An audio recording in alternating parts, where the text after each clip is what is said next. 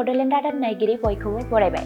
क'क्राझार जिल्ला गसाइगाव महकुमानि सिङाव थानाय बाजुगाव गामि जौगाथाय आफादनि बानजायनायाव सानसेनि हाबाफारि लानानै बाजुगाव ओनसोलनि फरायसाफोरखौ बरायदों। बाजुगाव ओनसोलनि ओइचएस आरो ओइचएसएलसि आनजादाव मोजां फिथाइ एबा मोजां जौखोन्दो लानानै उथ्रिसार जानाय गासै सा 24 फरायसुला फरायसुलिफोरखौ मान बावनायजों लोगोसे जिउ राहा सायख'नाय हाबाफारि खुंफुंदों। मख'नो गोनांदि हाबाफारियाव गाहाय बुंथिगिरि महरै बाहागो लाफैदों गुवाहाटी मुलुगसोलोंसालिनि PhD स्कलार निरन्तर बरगयारी, जारागुरि गोजौसिन फरायसालिनि बिबुंगिरि सरनजित बसुमतारी, गबिन्द बसुमतारी, फरायसालिमानि बिबुंगिरि रिंकी बसुमतारी आरो बाजुगाव ओनसोलनि गोबां मेलेमजिबि फरायसाफोर आरो गोबां दिथागिरिफोरा हाबाफारियाव बाहागो लानानै हाबाफारिखौ मेहेरगोनाङै जाफुंसार खालामो। हाबाफारियाव बाहागो लानानै निरन्तर बरगयारी बिथाङा फरायसाफोरखौ मोजां बोसोन होनायजों लोगोसे जिउआव माबोरै गावखौ जाफुंसार खालामनो हायो आरो माबायदि फरायोब्ला गावखौ सासे मोजां फरायसा हिसाबै सिनायथि होनो हायो बेनि फारसेबो मोजाङै आरो गेबेङै बिबुंथि होयो। आङो नोंथांमोनखौ हामबायदों दिनै बे जोंनि हाबाफारियाव फैनानै खौरां लाफैनायनि थाखाय।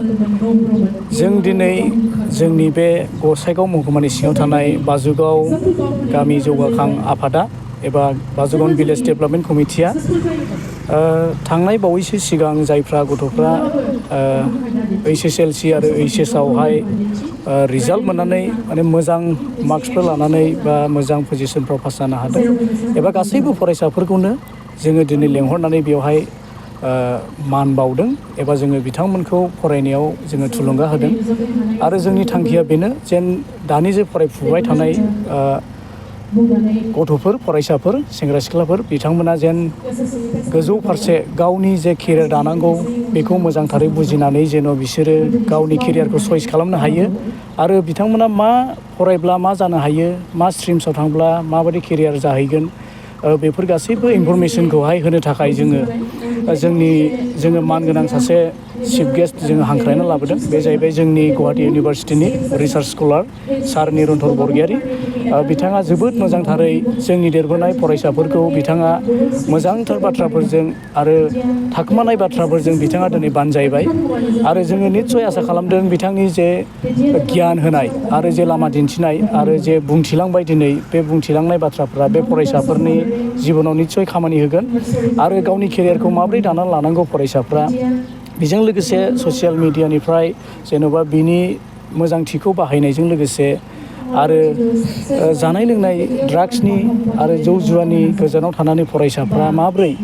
गावनि लाइफखौ गावनि केरियारखौ दानानै लानो हायो। निस्सय दिनै जोङो जाय जोंनि सार स्पिकार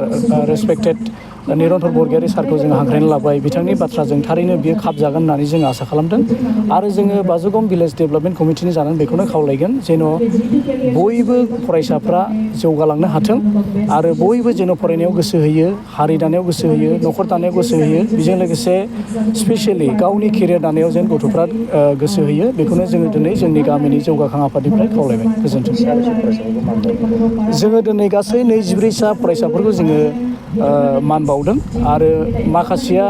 फैबाय आरो नाथाय माखासेया गोजाननि जानायखाय दिनै सफैनो हायाखै। नाथाय जोङो बिथांमोननि न' थांनानै जोङो बेखौहाय जोङो मान बावहैगोन आरो बेजों लोगोसे मान बावनायल' नङा जोंनि ओनसोलाव थानाय जेसेबांनाखि फरायसाफोर दङ जोङो बिसोरखौबो हांख्रायदों माने मोनसे फरिखा एबा एग्जाम होनानै जे स्टेज जोब्बाय बे नङा। दा जायफ्रा फरायगासिनो दङ देरबोनाय गथ'फोर जायफ्रा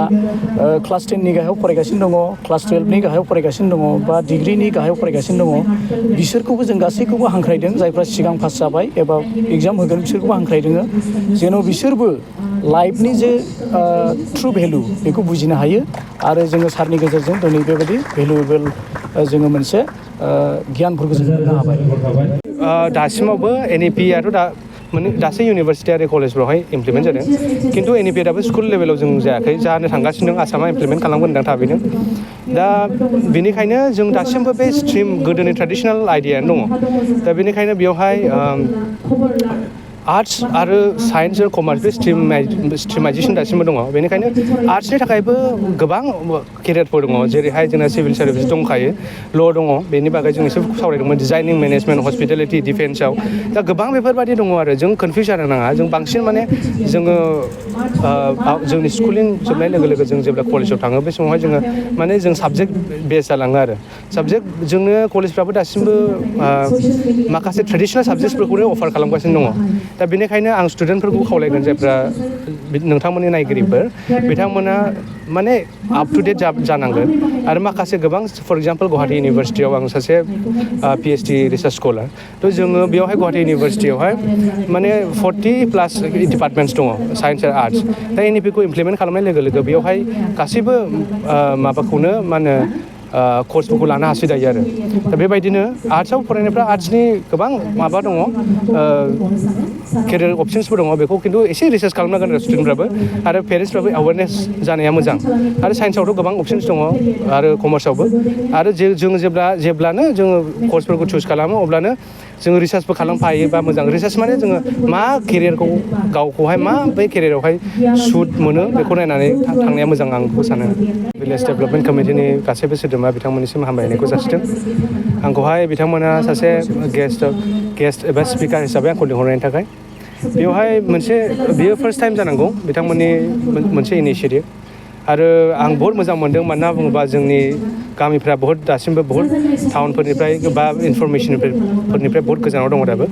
दा बेनिखायनो बेफोरबायदि एवेयारनेसखौ लानांगौ आरो बेफोरबायदि काउन्सिलिंफोरखौ होनांगौ दा आङो फर्चुनेट आं फार्स्ट टाइमै बेयावहाय फैबाय बिथांमोननि गामियावहाय आरो जोङो माखासे आयदाफोरखौ लानानै सावरायदोंमोन बे जाबाय जों माबोरै जोङो मोजां केरियारखौहाय सायख'नानै जोङो केरियारखौ दाफुंनो हायो बेनि सायावहाय स्ट्रिम वाइसखौ लानानै आं एसे बुजायग्रोदों बेनो आरो सरासनस्रायै नायोबा गोनां दा खिन्थु मेन जिनिसा ओरैबायदिबो जोङो जुदि पासयनेट थायोबा जोङो आवगायनाय नङा दा आंबो सासे बेबायदिनो एग्जाम्पोल आंनो माखासे गोबां लोगोफोर दं दायो मा होनो जोङो जुदि गभर्नमेन्ट कलेजेसफ्राव गभर्नमेन्ट प्रभिन्सियेलाइज कलेजेसफ्राव प्रभिन्सियेलाइज स्कुल्सफ्राव जों फरायोबा बियार मिनिमाम जोङो होनांगौ जायो दा ओरैबायदि जाबाय माखासे स्ट्रिक्ट इउनिभारसिटिसफ्राबो मा होनो सिगांहाय 75%खौहाय लुबैयोमोन एटेन्डेन्सखौ दा बेवहाय बिसोरो बहुत खमायना होबाय आरो दा बेनिखायनो एसे गाव जुदि सेल्फ आर्न खालामनानै फरायनो हानायबो जानांगोन खिन्थु बियो माब्लाबा इमप्रेक्टिकेल मोनो आरो जोंनि गथ'फ्रा मानो होनना बुङोबा जोंना केरियार अपसन्स माबा होनो बेफोरबायदि जेनेबा जोंनाव केफेटेरियाफोर गैया माबा मावनानै सोलिनो हानायबो गैया दा थेवबो आं हास्थायगोन स्टुडेन्टफ्रा गोबां स्कलारशिपफोर दङ जायफ्रा गभर्नमेन्टआ होयो मेरिटफोरनो मालाबा ST-फोरनो मालाबा बेबायदिनो गावजों गाव सहाय खालामनाय बेफोर जिनिसखौबो आङो लुबैदों आरो दा बेखायनो आं सानो जोङो थाखा फैसाया अफकर्स जोंनावहाय हिन्दार खालामो जोंखौहाय एसे डिस्टार्ब माबा खालामो आरो होथेनाय बायदि खालामो खिन्थु जोङो गोसोखौ बायालासिनो खस्थ' खालामनानै गोबां कनसिडारबो खालामखायो स्कुल कलेजफ्राबो बेबायदिनो थांनाया मोजां सानो आरो